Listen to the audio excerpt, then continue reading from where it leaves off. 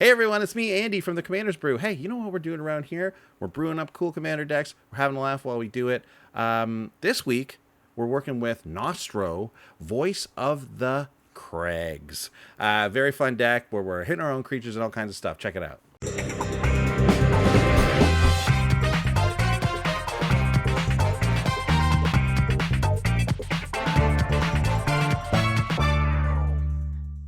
What's the magic equivalent of the Instant Pot? You put something in it, and very quickly it's done. Oh, I was gonna say just that would be Sol Ring. Oh, It just makes things go fast. yeah, that's true. I was just for its versatility. I was thinking Trading Post. It can do so many things, and it does them very efficiently. Yes, agreed. Yeah. Trading Post, you heard it here. Trading Post is the Instant Pot of the multiverse. Yeah. If anyone is an altar specialist, Oh my god. that's I gotta get that altar. I gotta get a Instant Pot Trading Post. This is the challenge. Please make an altar with an Instant Pot as the Trading Post. I don't know what it is. Is the Instant Pot a huge building that they live in, and this is where they're all doing the trading? Oh, and there's like a goat coming out of there, and Yeah. like a random artifact going in the pot. Or is it simply an Instant Pot that's being traded for something? Like maybe someone's trading for an Instant Pot? This is the beauty of an artistic, I know, expression. It could be anything. This is the Commander's Brew Art Challenge of the week. It's going to be the Altar Challenge. Hashtag CBrewAltChal. Yep. That's with one L. It's the hardest to One L. remember hashtag. Yeah. But yeah, let's see it. Let's see your trading posts altered as Instant Pots. Post them on Twitter at Commander's Brew. Okay, hey, welcome back. Here we go. It is Gnostro, Voice of the Crags, and you're not hearing anything wrong here. We are saying it's the voice of the Crags. Crags. Yes. As in Craig. Gnostro speaks for everyone named Craig. That's right. Yes. Craig. All of the Craigs. Windscarred. Daniel. Yeah. What's the other one? Robertson. Stone Peak or something? Kimbrell. Vivid. Vivid, thank you. That's the one I was trying to think of. They're all being spoken for here today, and they all they all have a part of themselves in this deck. Okay, but for real, we're talking about this commander because we were. I was talking with the Discord. We're thinking of what we're going to do for this week, and some fun ideas got tossed around. One of them being basically an interaction between Gnostro and the card Swans of Brynn Argoll. So I'm actually going to read Swans first because it was kind of a little bit more of the inspiration for the deck. So Swans of Brynn Argoll is 2 and then 2 hybrid Azorius, so 4 total. It's a 4/3 bird spirit, has flying, and it says if a source would deal damage to Swans of Brynn Argoll, prevent that damage. The source's controller draws cards equal to the damage prevented this way. Now, it's a cool card. If there's damage dealt to it, people are drawing cards. It's not just you. You can hit it with like your own burn spells and things like that, and draw cards. But your opponents can do it too. So, it's this weird kind of like fun double-sided thing. But it is a really neat card. There's not much out there like it. Usually you'll get a one-sided thing where like opponents can draw or just you. So this is a really interesting thing. It also prevents the damage. So you can hit this with as much damage as you want, and it's not going to kill it. It's going to stick around. So that's very interesting. So now let's take a look at Gnostro. Sean, you can read us Gnostro. Okay. Because he's the voice of the Crags here. We're talking about a Jeskai commander, 1 blue, red, white, legendary Chimera. It's Chimera, I'm pretty sure. Chimera. So you're gonna get a 3/3 with a tap ability that says choose 1, and X is the number of spells you've cast this turn. Bit of a storm reward. So you can tap and either scry X, or Gnostro deals X damage to target creature, or you gain X life. if you've cast no spells, you don't get any value out of these. But as long as you've cast a couple of spells, you're starting to do some things. That's right. And we're on two sides of the coin here. We are building around Gnostro, but we're also building around the idea of like hitting our own creatures with damage. Gnostro is obviously one of the greatest ways to do this. That also gives us 3 colors. And these are really fun colors to do this with. We're actually kind of like marrying this like enraged deck with a like kind of stormy kind of deck, like this thing where you're trying to cast a bunch of spells. So it's just got like kind of 2 mini decks. We mashed them up together, and it turns out it's a lot of fun. I will stress this right now though, be sure to check out the lost cards for this episode when it drops, because even in brewing I was torn between 2 versions of this deck. I was really I like to like get everyone to brew like different possibilities, right? Like it's more fun that way. And I was really pushing the 2 angles that I was liking the most. And so we kind of brewed 2 decks in there. I ended up going with just one for the show, obviously, but do check out Lost Cards, because there's a bunch of cool takes on this commander and this theme, actually, in general. So we got Gnostro, we got spells, we got we're going to be dealing some damage to creatures like Swans of Brynn, Argoll. So let's start off with, of course, we got to start off with the base, the vegetables. Let's set the scene here. Yeah, we got to be casting a few spells if we're wanting Gnostro to do anything. Like I said, it's not completely 100% like geared around Gnostro, but it's very good when Nostro's working. So let's take a look at these first couple. We have Ponder as a great little like cantrippy type spell here. Single blue for the sorcery. You know this card. Look at the top 3 of your library, then put them back in any order, and you can shuffle, and then you draw a card. Great little thing to just search up, the top of your deck there. It's also going to dig us closer to our good creatures like Swans at the start of the game. So really, this is just going to be good at any time. We also have a bunch of these like kind of little instants and sorceries that are just like, why not just make them removal, right? If we're going to be removing things, let's make it right. Let's just make it work that way. Generous Gift, great card here in white. 2 and a white for an instant. Destroy target permanent. Its controller creates a 3/3 green elephant token. Perfect. Love it. And surprise, surprise. Oh, okay. I didn't find it. There we go. Surprise, surprise. Shock is in this deck. I think this might be the first one of the first decks of Shock. I think we've definitely used it before, but this is one of the few times we've used this card. At limited All-Star. Right? Is Lightning Bolt also in? It is. Okay. It is, we're just going real deep on it. We're just going deep. I see. Shock was a late include, but I wanted to point it out because when do you ever use Shock? But it's a single red mana for an instant that deals 2 damage to any target. In this deck, 2 damage means sometimes drawing 2 cards. It can mean all of your opponents sacrificing a permanent. So this card, Shock, becomes a really powerful thing. Also, if you've cast a few things with it in combination with Nostro's ability to tap and deal damage, it can mean killing a bigger thing. Like if you've already cast 2 spells and then you can shock something, that's 4 damage actually that you're dealing. So, it can add up if you need to get rid of a particularly pesky utility creature or something like that. So Shock actually ends up working pretty well. Nice. The next base level scene, vegetables type stuff is all of the different versions of the creatures that are going to do something when we hit them with Nostro's ability or with maybe a shock, things like that. Or if they block in combat, all of this works. Right, things that we want to take damage. Absolutely, exactly. So this is the thing. This is what this deck is doing, right? So we've got this, I was about to say this, we've got this like enraged deck, which is usually in green and red because it's the dinos, and then we've taken this like stormy thing, which was very and instead we're doing Jeskai. So it's an interesting mix to not have green involved in this, but white is the common ground there, sort of. So that's a lot of fun. So anyways, let's get into this. Let's get into this section here. Sean, why don't you take these first 2? This is our kind of base tier. These are the ones that will deal damage and then take that damage and deal it elsewhere. Oh yeah, one of the original Stuffy Doll.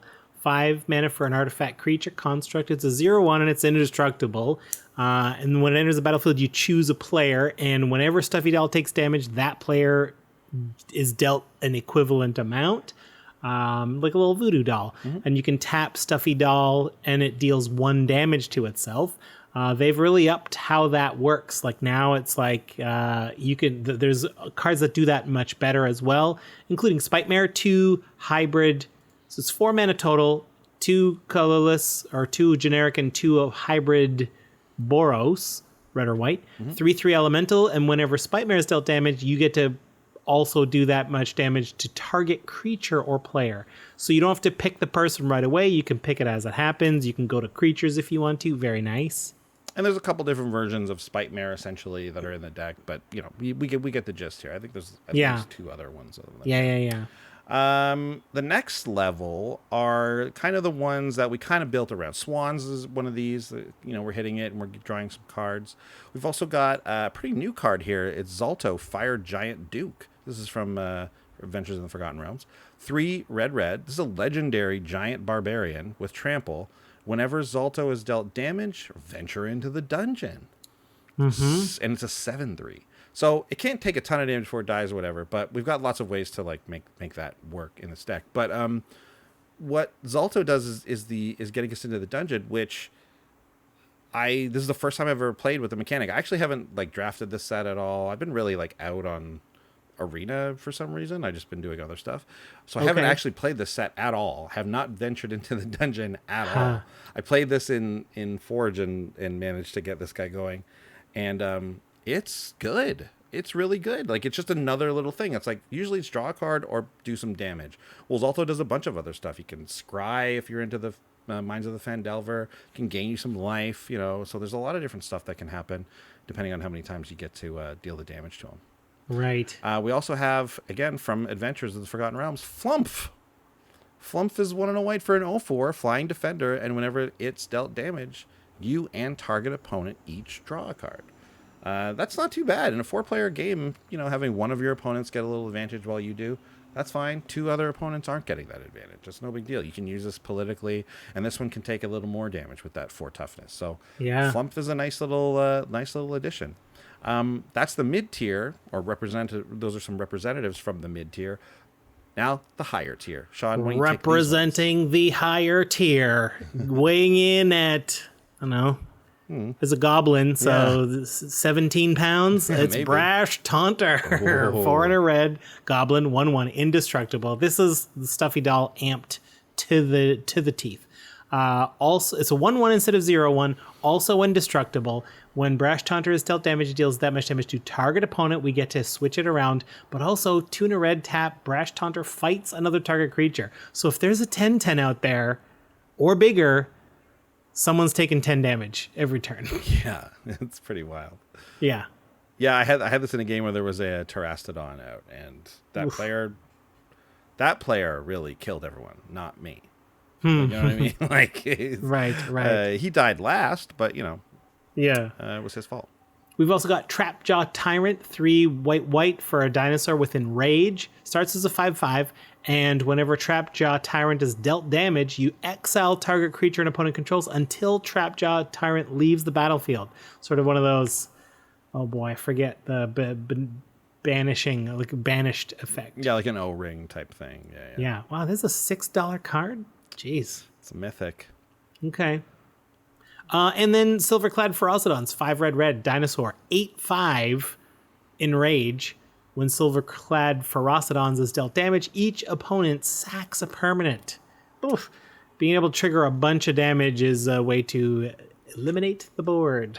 Yeah, absolutely. Wow.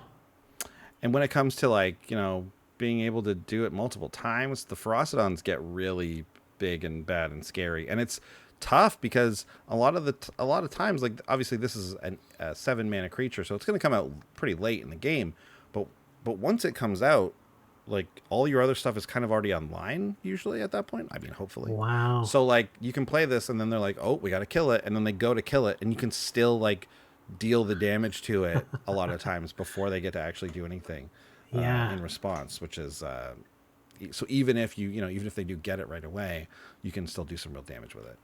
Nice. Great. Well, I mean, that's our plan. That's what we'd like to do. So let's see if we can take it even up a tier with our neat moves. Working on a neat moves. We're just going to take a second to handle a little bit of business. And the main point is, thanks for watching. If you want to see more of our comedic takes and offbeat decks, consider subscribing to our channel and hitting that bell to make sure you don't miss anything. And if you're loving our stuff and want to support further, the best way is to head over to patreon.com/commandersbrew. Find out how our generous patrons keep our show growing and how you can get in on the brewing action too through our Discord. Or, if you'd rather, just hang out and play some games with like-minded Commander players. Now, let's get back to those NA moves. Okay, so taking it up a tier means breaking the rules sometimes. And by that, I mean a card that's supposed to cost mana instead can create mana. And that is a card like Snap. Any of the cards, in fact, that let you untap lands after, they can often create mana for you. Snap is 1 and a blue for an instant that says return target creature to its owner's hand and untap up to 2 lands. What I mean by creating mana is that we've got not dual lands. We've got the what do you call them there? The Ravnica bounce lands. Exactly. We got the bounce lands in here. We've got Goblin Electromancer that can help you because you're only spending 1 to cast a spell when that guy's out. So a lot of different ways for actually Snap to create mana for you. And then, of course, that feeds into Gnostro having a couple different spells being cast. So Snap's just going to be basically free, if not making you mana when you cast it. Same thing goes for Frantic Search. It's an instant for 2 and a blue. Draw 2 cards, then discard 2 cards, and you untap 3 lands there. These are always good in any kind of deck that wants to cast a bunch of spells at the same time, obviously. Yep. Sean, this next one is an absolute all-star in this deck. It's almost like someone saw this deck and then created a card that would be perfect in it. Right. Sentinel Tower. 4 generic for an artifact. Whenever an instant or sorcery spell is cast during your turn, Sentinel Tower deals damage to any target equal to 1 plus the number of instant and sorcery spells cast before that spell this turn. Which is a weird way to say the same number of, right? Because like when you cast your first one, there's been 0 before. Yeah. So 1 plus 0 is 1. Why not just say, I don't know, it must have to do with the stack and how it's going because it's like, it's a cast. I don't know. Yeah, it must have something to do with like if you actually do Storm, this doesn't trigger off the Storm copies or something. Oh, maybe? Okay. I don't know. But Storm copies anyway, so they wouldn't. Anyway, I know. I don't make their cards. I just play them. This is like it comes down way earlier. This is like Sphinx Bone Wand a little bit, right? But instead of putting counters on it, Sphinx Bone Wand is super powerful, but it just takes forever to get online. So you get this one online, you do a little bit less damage overall, but we can just keep it humming easily. And usually when you're in a deck that wants Sentinel Tower or Sphinx Bone Wand, those first few like casts of an instant or sorcery, you get 1 damage, you might get 2. And that's kind of like ho-hum, big deal. Like, are we really getting real value off of that? Well, in this deck, we are. Absolutely. You cast 1 thing, you get to ping one of your dinosaurs. That's incredible. That's great. This deck is all about instants and sorceries, and it's all about little, like, low damage to our own creatures. Or if we do get a big turn, which, like, this deck isn't exactly geared to go super big and actually do Storm. We're, like, 2 or 3 at a time is totally fine. Even just 1 is usually pretty cool. So we're not really geared to try and like actually storm off in this deck.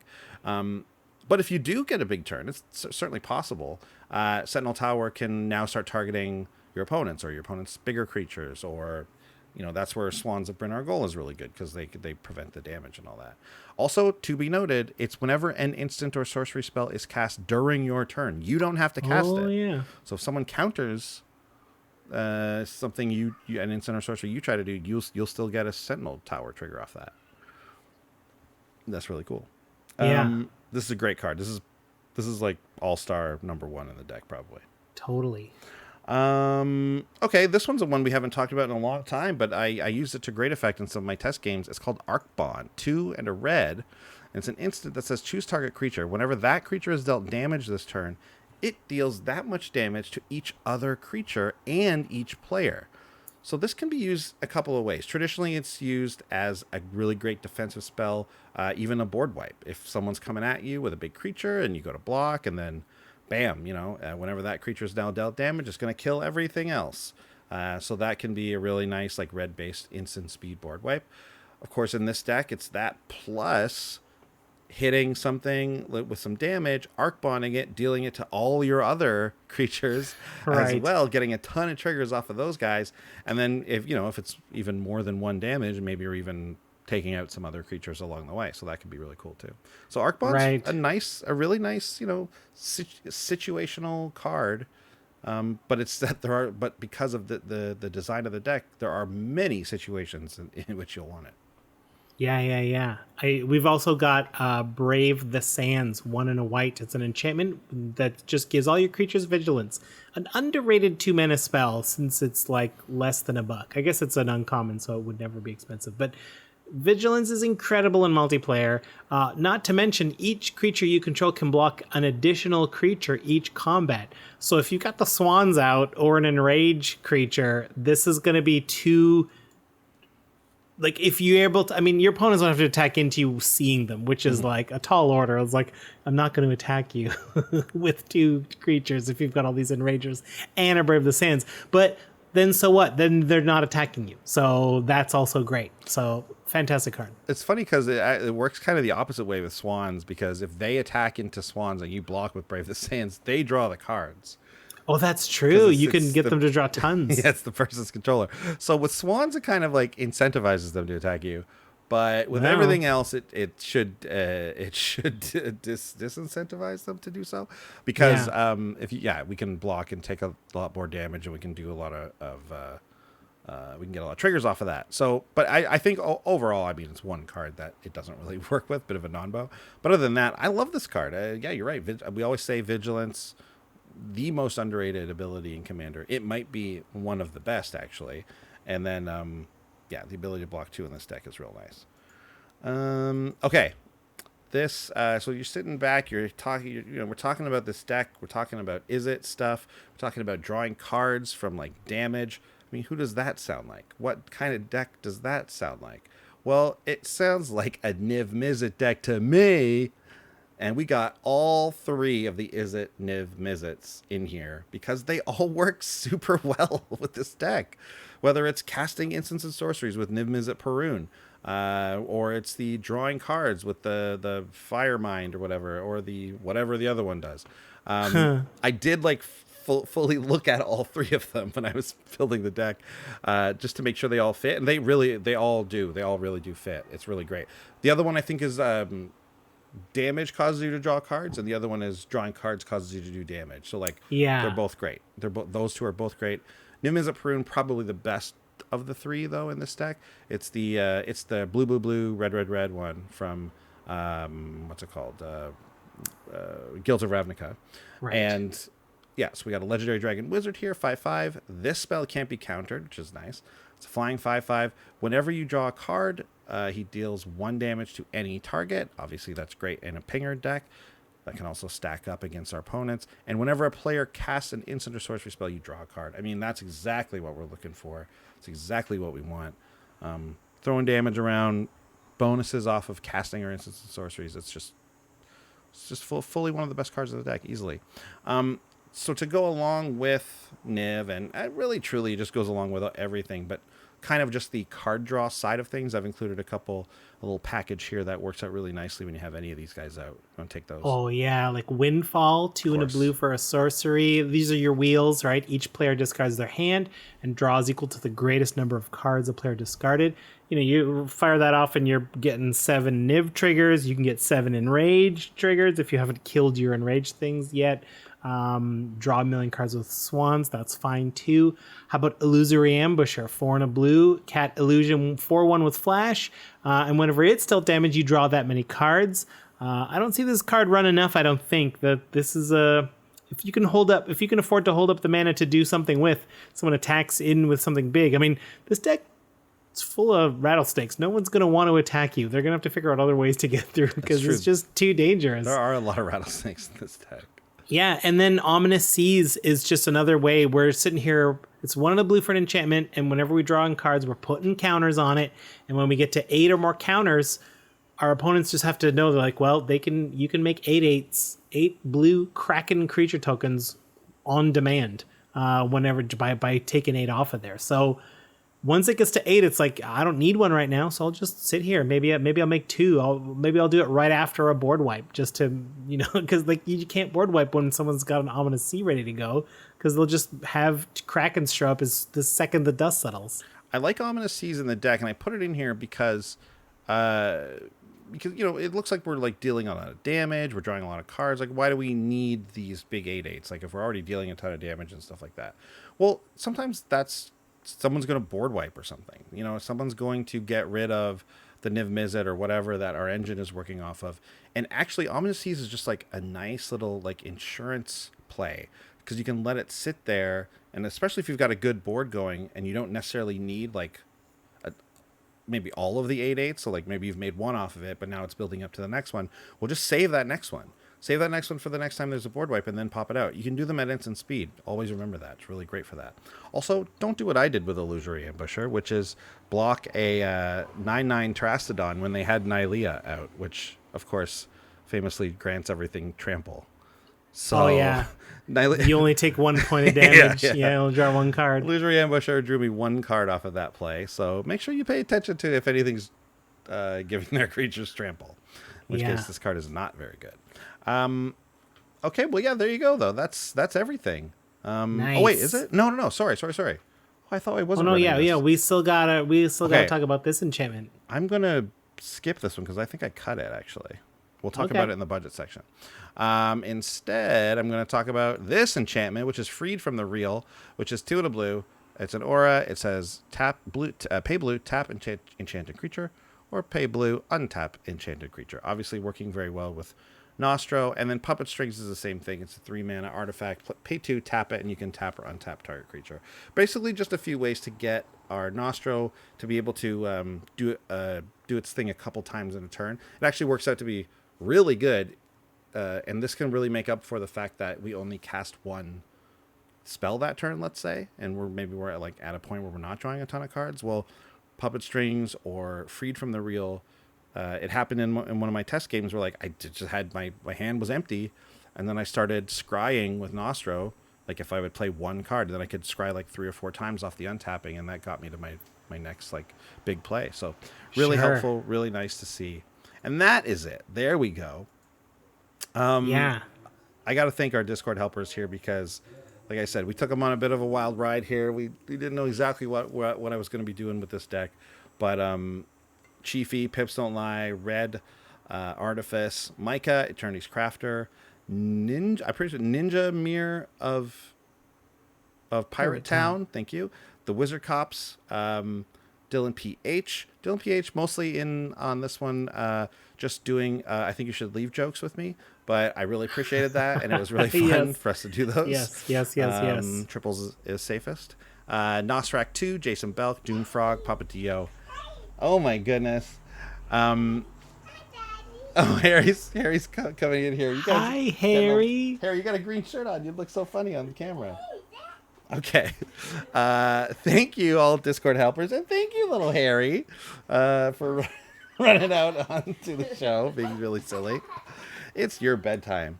So yeah, there you go. Thanks, everyone. Now that we've thanked the Discord helpers and that my little stinker came out here and interrupted the show, that means it's time for the budget report.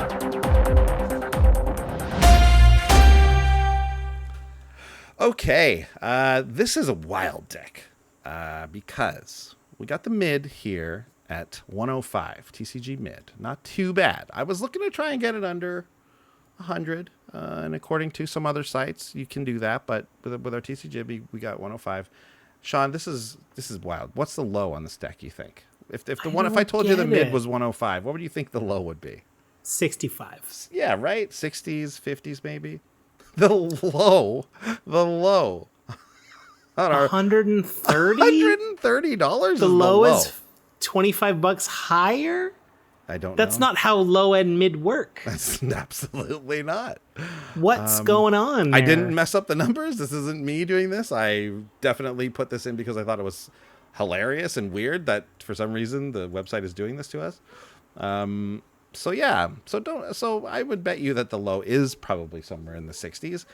So trust that over the, I don't know what's going on with TCG's algorithms. But like that would imply that a card, a busted card is selecting going from, it's selecting a card on your low cart that's pumping up the value a ton. Sometimes we were struggling for a while because it would give you like the latest edition of Sol Ring, and when they reprinted it with different art, that one was way more expensive. So it was like, I don't want that Sol Ring. So this deck is not as expensive as you think, TCG player. But so that means some seller has a card that's in the cart that's making it expensive, but it doesn't pick that one.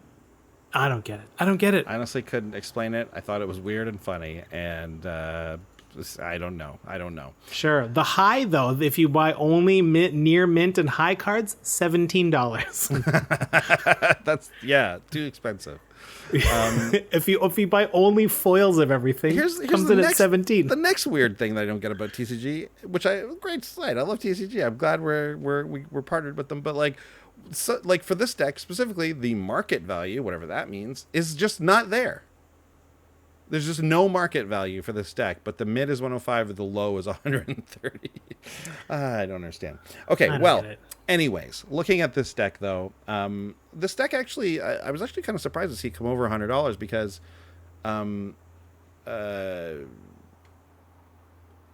like most of the cards are like $2, $3, like maximum like $4, $5 or something like that. But one card that was in here was Pyrohemia. This is the one that, this is one I thought I caught, but I didn't. It's in here. It's $7. It's worth being in here. It's 2 red enchantment. At the beginning of the end step, if no creatures are on the battlefield, you sack Pyrohemia. But then you can pay red. It deals 1 damage to each creature and each player. It's like Pestilence, which is that old black card, which should have always been a red card. And then when they like color pie shifted it, they made it red, and then actually that would made it more correct. Anyways, Pyrohemia, amazing card in this deck, obviously great in all the enraged decks, but it's $7. Amazing. But it's the most expensive card in the deck, $7. Not that bad. Yeah. I would definitely keep it. But Sean, take a look at this one. Why don't you read this one for us? This is a pricey one we did not run because it's $15. Pariah's Shield, 5 generic for an artifact equipment, and equips for 3. All damage that will be dealt to you is dealt to equipped creature instead. It's too good on a Brash Taunter. You just can't take damage, and it'll never kill the creature. So then no one can ever attack you. When you Arc Bond, when it does damage to all the players, it goes back again to the Brash Taunter off your share, and then you get to fling that somewhere else. It's just like, I can see why. This is a $15 card. But Pariah, the aura, I mean, I guess this was a rare, I suppose, in Ravnica. Is much cheaper. It's like nothing. It doesn't cost anything. It's got to be like this is the only printing ever. Yeah. Certainly that is what it is. It's the only printing. It was a rare. But anyways, Pariah's Shield. I guess we need a reprint of it. If this card's $15, I would say yes, right? Like yeah, absolutely. This card should not. There be should absolutely. This card is clunky AF. This should not be $15. It's hardly good. Yeah. It's extremely good in specific situations. Yeah, and I mean, so specific, we didn't even talk about it in this episode that we have like a little Pariah package in this deck, but you're going to have that in these types of things. Of course. But that is the full deck there. There you go. It is a fun take on that like hit yourself pinger style deck because we actually have to use more instants and sorceries this time around. Like this one isn't actually just loaded up with like Tim and like all the little pingers. We actually don't have any of those in this deck. We have Gnostro, and then we have a bunch of instants and sorceries to try and make that work. And you get your Nymph Mizzets, and those end up being like your pingers. It's just like a nice little like new kind of feel on that type of old deck. And Jeskai is like I said, usually you want green in there for the enraged creatures and stuff, but Jeskai's a great color combo for this, and it works out really well. Again, check out Lost Cards. It's going to be fun. There's a couple of different angles that are pretty different, honestly, and I think you might want to check them out if you thought this was at all interesting. But thanks, everyone, for watching. We'll be back next week with a brand new deck tech. And yeah, remember, check out Lost Cards. We'll see you then. Bye. Bye. Thanks for watching. If you love what we're doing, consider supporting the show by going to patreon.com/commandersbrew. And if you want to get any of the cards from our deck list, go to our TCG Player affiliate link below. That helps us out too, and for a free way to help us out, consider sharing the show with some friends. Like and subscribe, add a comment or two. See you later. Bye.